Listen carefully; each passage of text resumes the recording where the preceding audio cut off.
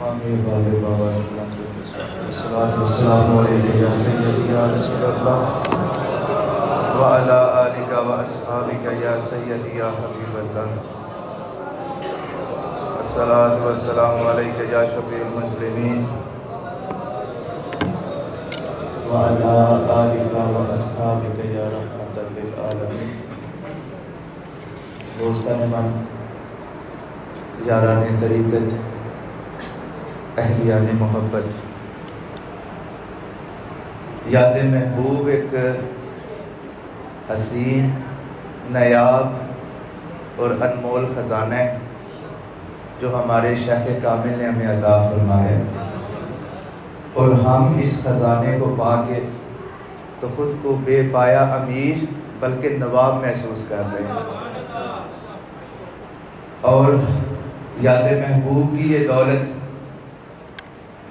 ہر آنے والے دن کے ساتھ بڑھتی چلی جا رہی ہے، اور ہم سب اس میں سے اپنا اپنا حصہ وصول کر رہے ہیں۔ نہ صرف ہم لوگ یہ حصہ وصول کر رہے ہیں بلکہ ہم یاد محبوب کی اس دولت سے اپنے اپنے حصے کی دولت کو اکٹھے کر کے تو اپنے دوسرے جو محبت کرنے والے دوست احباب ہیں انہیں بھی یہ یاد محبوب کی دولت تقسیم کرنے کا کام کر رہے ہیں۔ ہمارے شیخ کامل نے یہ یاد محبوب ہمیں امانت کے طور پہ سونپی ہے، اور ہم نے اس امانت کو اپنے سینے میں محفوظ کیا ہوا ہے، لیکن یہ امانت ایسی ہے کہ یہ جیسے جیسے دل کی گہرائیوں میں جاتی ہے ویسے ویسے چہرے سے اللہ کا نور اور لو لو سے خوشبو عشق رسول آتی جاتی ہے۔ تو یہ تحفہ جو ہمارے شیخ کامل نے ہمیں عطا کیا، جس کے جام ہم ہر جمعہ کو آ کے تو پینے کی کوشش کرتے ہیں، میں زبان سے آپ کو پلانے کی کوشش کرتا ہوں، حضرت صاحب نگاہ سے پلانے کی کوشش کرتے ہیں، تو یہ سارا الحمدللہ ایک یاد محبوب کی ہی بہار ہے، اور یہ سارا فیض میرے قبلہ عالم کی یاد محبوب کا ہے۔ اور یاد محبوب حضرات ایک ایسا حسین اور بڑا وجدانی اور روحانی شکاری ہے جو ہمارے دلوں کا شکار کرتا ہے۔ اب جب بھی شکاری کی بات آئے تو جو شکار ہونے والا ہوتا ہے وہ کانپ اٹھے گا۔ آپ لوگوں نے دیکھا ہوگا، یہ نیٹ وغیرہ پہ بھی آپ دیکھتے ہیں، سنتے ہوں گے، اگر شیر ہرن کا شکار کرنا چاہے اور اس کے شکار کے لیے وہ اسے شیر دوڑ لگائے، کیا خیال ہے آپ کا؟ ہرن اس کے آگے آ کے لیٹ جائے گی؟ کیا ہو بھائی میرا شکار کر لو، مجھے کھا لو؟ اس کے آگے بھاگے گی نا۔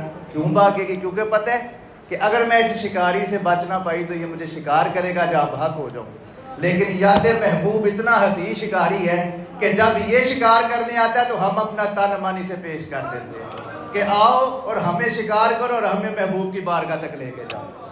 تو یہ جو الحمدللہ حسین شکاری ہے، ہم اس کا شکار ہونے کے لیے الحمدللہ ہر جمعہ کو آتے ہیں، کیونکہ ہمیں پتہ ہے کہ اصل جو حیات ہے وہ اس کے بعد ہی شروع ہونی ہے۔ جب ہم یاد محبوب کا شکار ہوں گے، مرنے ہو پہلے مر یعقوب پھر پسند کرے محبوب، تو جب ہم اس یاد محبوب کا شکار ہوتے ہیں تو اس کے بعد پھر اصل حیات اور اصل زندگی ہماری شروع ہوگی۔ اور یہ یاد محبوب جو ہے، یہ جب بھی ہم پڑھتے یا سنتے ہیں تو یہ دل میں ایک عشق کا شعلہ بھڑکاتی ہے، اور پھر عشق کی بھٹی میں جلا جلا کے ہم جیسے نقارہ لوگوں کو سونا بناتی ہے۔ یہ یاد محبوب کا کام ہے۔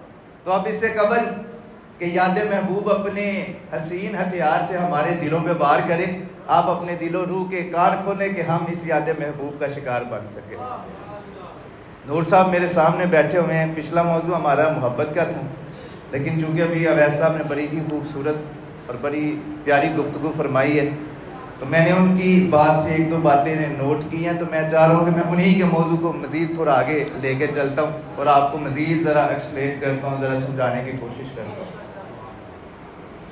حضرات، کچھ رشتے ایسے ہوتے ہیں، میں نے مخدوم ملت کانفرنس میں بھی آپ کو بتایا تھا کہ کچھ رشتے ایسے ہوتے ہیں کہ آپ جب انہیں تحفے کا لین دین کرتے ہیں تو خبر ہوتی ہے کہ ہمارا اس کے ساتھ کیا رشتہ ہے، ہماری اس کے ساتھ کیسی دوستی ہے، کتنا گہرا تعلق ہے۔ آپ دیکھیں نا، آپ کسی دوست کو لے کے جائیں، آپ ہر بندے کو تو نہیں اٹھا کے لے جاتے، آؤ بھائی آج میرے گھر تمہاری دعوت ہے، کہ ہر شخص کو لے جاتے ہو، جس کے ساتھ تعلق ہے اسے ہی لے کے جاتے ہو۔ تو وہ جو دعوت تم کر رہے ہو کس بنا پہ کر رہے ہو؟ کہ تمہارا اس کے ساتھ تعلق ہے۔ تو جو وہ دعوت ہے یا کوئی تحفے کا لین دین ہوتا ہے وہ آپ کی محبت کو ظاہر کرتے ہیں. اب کچھ رشتے ایسے ہیں جنہیں ظاہر کرنے کے لیے کچھ لینا دینا پڑتا ہے, کچھ دعوتیں کرنی پڑتی ہے, لیکن کچھ رشتے ایسے ہوتے ہیں کہ جن رشتوں کی محبت یا ان کا اظہار کرنے کے لیے کسی تحفے کی ضرورت نہیں ہوتی. آپ مثال کے طور پہ ایک باپ ہے, تو کیا خیال ہے وہ باپ کو اپنے بیٹے سے محبت ظاہر کرنے کے لیے کچھ تحفہ دینا پڑے گا, یا وہ اپنے بیٹے کی دعوت کرے گا, آؤ بھائی آج میرے گھر تمہاری دعوت ہے, پھر ہی واضح ہوگا کہ یہ باپ بیٹے سے محبت کرتے ہیں. یا وہ جو ماں ہے اسے کوئی بیٹی کو یا بیٹے کو کوئی تحفہ دینے کی ضرورت ہے؟ یہ تو ایک رشتہ ہی ایسا ہے, یہ محبت ہی ایک ایسی اللہ کی ذات نے تعلق ہی ایسا بنایا ہوا ہے کہ جہاں بھی باپ اور بیٹے کا نام آئے گا تو ہمیں خبر ہو جائے گی کہ یہ جو رشتہ ہے یہ کسی شے کا محتاج نہیں, کسی تحفے کا محتاج نہیں, کسی کھانے کا دعوت کا محتاج نہیں. اور جو ہمارے تمہارے رشتے ہیں یہ محتاج ہوتے ہیں تحفے کو بھی. آپ جتنا کسی کو پیار کرتے ہیں, جتنی کسی سے محبت کرتے ہیں, اتنا قیمتی اسے تحفہ دیتے ہیں. اسی طرح ہی بات ہے نا. تو کچھ رشتے ایسے ہیں جو تحفوں کے محتاج ہیں, اور کچھ رشتے ایسے ہیں جو تحفوں کے دکھاوے کے محتاج نہیں ہوتے. اب یہاں پہ جو میں آپ کو یہ بات میری سمجھ آئی, اتنی جو میں نے آپ کو سمجھائی ہے. کتنی طرح کے رشتے ہوتے ہیں؟ دو طرح کے. ایک جو محتاج ہوتا ہے, اور ایک وہ کہ آپ کچھ بھی نہ کریں, باپ کچھ بھی نہ کرے, تحفہ نہ بھی دے, تو پھر بھی آپ یہ نہیں کہہ سکتے کہ باپ اپنی اولاد سے محبت نہیں کرتا. تو وہ ویسے تحفہ تحائف دیتے رہتے ہیں, وہ بھی ایک ان کی محبت کا اظہار ہے. تو ہمیں خبر یہ ہوئی ہے کہ جو رشتہ ہے نا اسے ظاہر کرنے کے لیے, کچھ ایسے رشتے ظاہر کرنے کے لیے تحائف کی ضرورت ہوتی ہے. اسی طرح جب آپ کسی اللہ والے کے پاس جاتے ہیں, جس طرح یہ پانی مجھے دے دیا, آج میری طبیعت بڑی ناساز ہے, میں تو آج میرا دل ہی نہیں تک کر رہا, لیکن یہ بس آپ لوگوں کی محبت.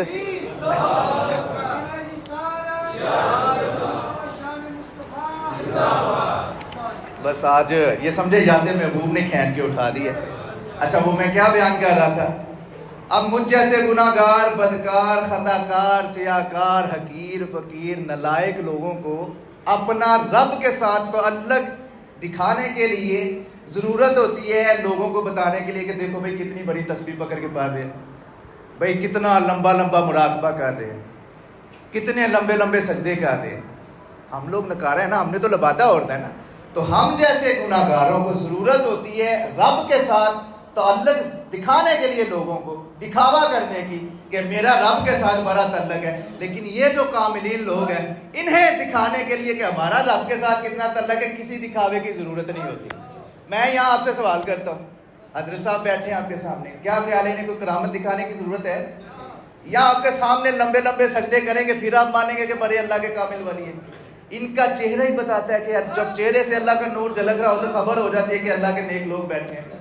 ان کی سنگت میں بیٹھ کے آپ کو سکون میسر آتا ہے.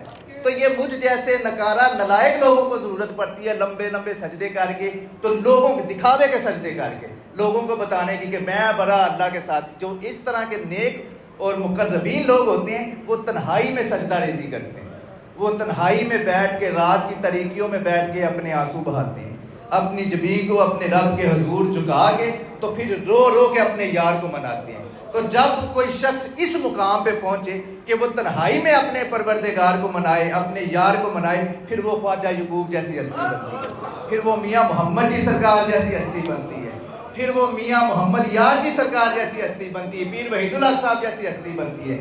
یہ وہ لوگ ہیں جنہیں دکھانے کی ضرورت نہیں پڑتی کوئی کرامتیں دکھانے کی, یا آپ لوگ دیکھیں گے تو پھر ہی آپ مانیں گے. ان کے چہرے بتاتے ہیں, بلکہ ان کی نظر میں نگاہ میں وہ تاثیر ہوتی ہے کہ جس کی طرف نگاہ اٹھاتے ہیں اس کی روح میں درد پیدا کر دیتے ہیں, جس کی طرف نظر آ جائے اس کے جناب والا دل کے اندر عشق کی شمع روشن کر دیتے ہیں. تو ہم جیسے گناہ گاروں کو ضرورت ہے, ان جیسے نیکوکار اور کاملین کو ضرورت نہیں, کیونکہ ان کی نگاہ میں اتنا فیض ہوتا ہے کہ یہ روحوں میں درد پیدا کر دی جاتی ہے. اب مولانا روم یہاں پہ اس بات کو ہمیں کس خوب انداز میں سمجھاتے ہیں. آپ فرماتے ہیں تو محبت درد روح, کتنا درد ہے اس الفاظ میں, ان الفاظ میں.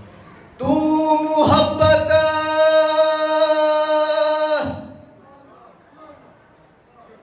تو محبت درد روح شولا زند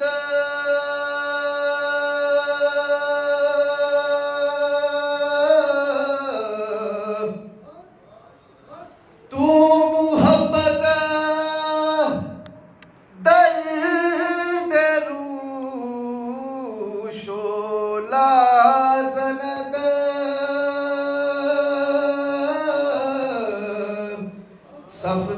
گردد ہر کے در آتش بلند.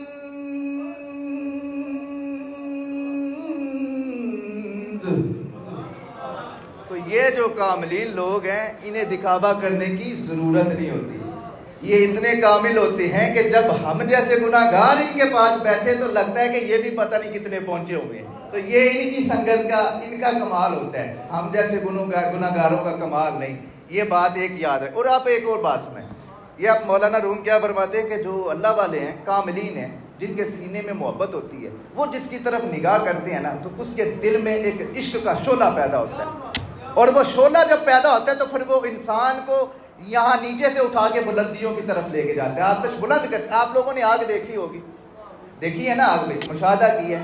کیا خیال ہے جب آگ کے چنگیارے نکلتے ہیں تو وہ نیچے کو جاتے ہیں یا اوپر کو جاتے ہیں؟ بھائی آپ جب بھی آگ کے چنگیارے دیکھیں گے نہ وہ دائیں جائے گا نہ وہ بائیں جائے گا نہ نیچے کو جائے گا, وہ ہمیشہ اوپر کی طرف پرواز کرتے ہیں. تو اسی طرح جب کوئی اہل نظر آپ کے دل پہ نظر کرے اور آپ کے دل میں جب عشق کا آتش عشق کا شعلہ برکتا ہے تو پھر وہ جب آپ کا مقام ہے پھر آپ کو بھی وہ پستیوں سے اٹھا کے تو بلندیوں کی طرف لے کے جاتے ہیں. پھر نہ آپ دائیں کسی شیطان کے ہتھے چڑھیں گے نہ بائیں کسی شیطان کے ہتھے چڑھیں گے, پھر آپ انشاءاللہ بلندیوں پہ جائیں گے اور انشاءاللہ وصل حضوری پائیں گے. تو یہ جو کاملین ان کی نگاہوں میں یہ اثر یہ تاثیر. اور ایک اور بات یاد رکھیں, ابھی یہ مجھے اجاز صاحب کو دیکھ ایک بات یاد آ گئی.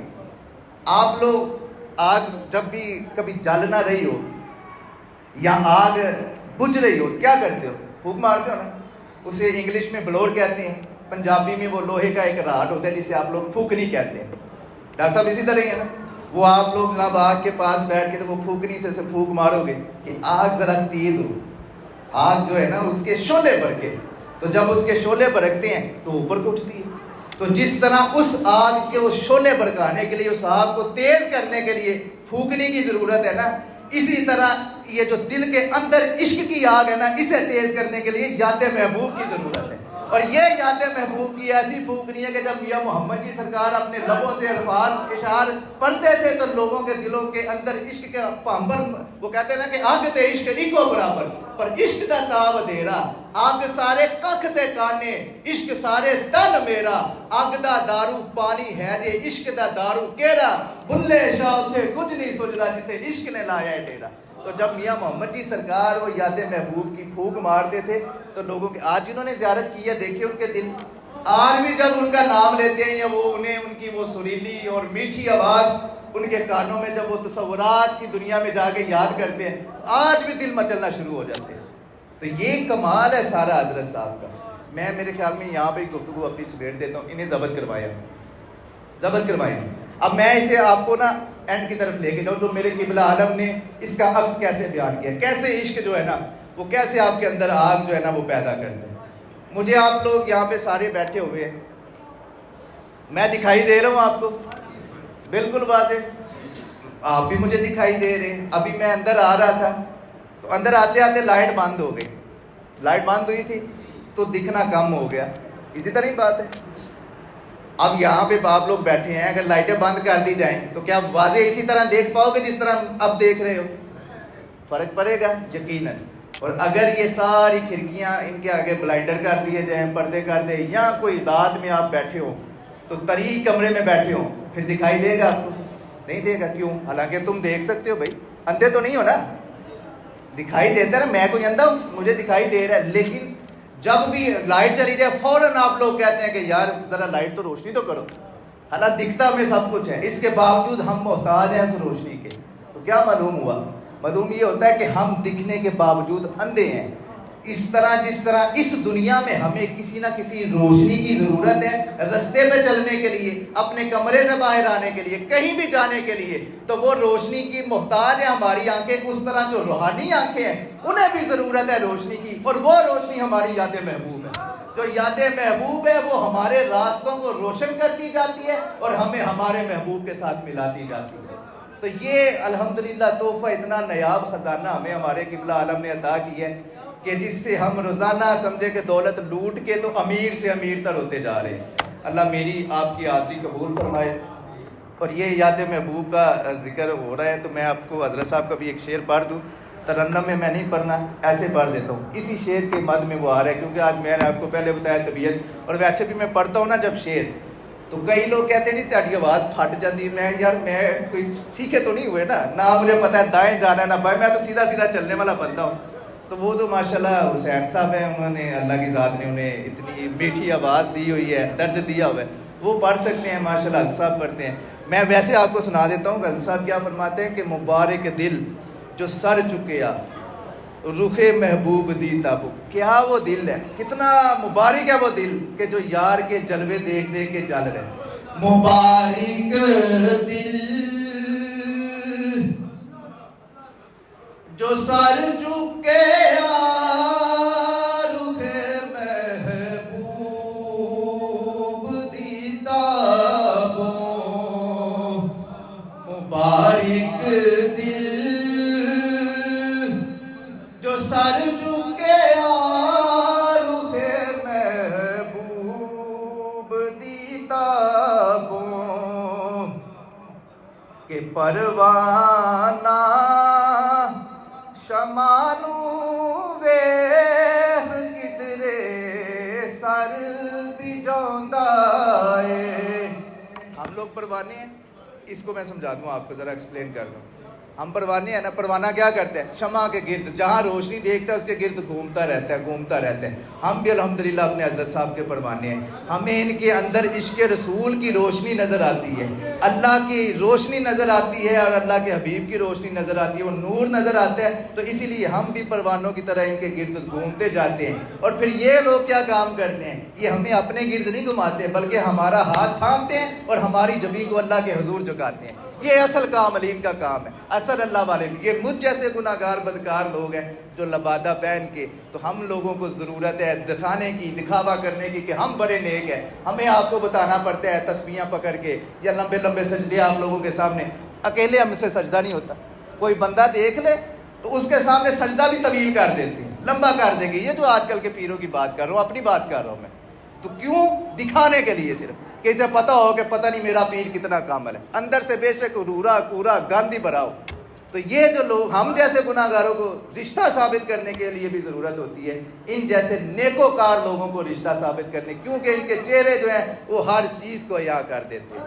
اللہ کریم میری آپ کی حاضری قبول فرمائے، اللہ آپ کے اس جذبے کو، محبت کو سلامت رکھے، یار زندہ صحبت باقی، وآخر دعوانا الحمدللہ۔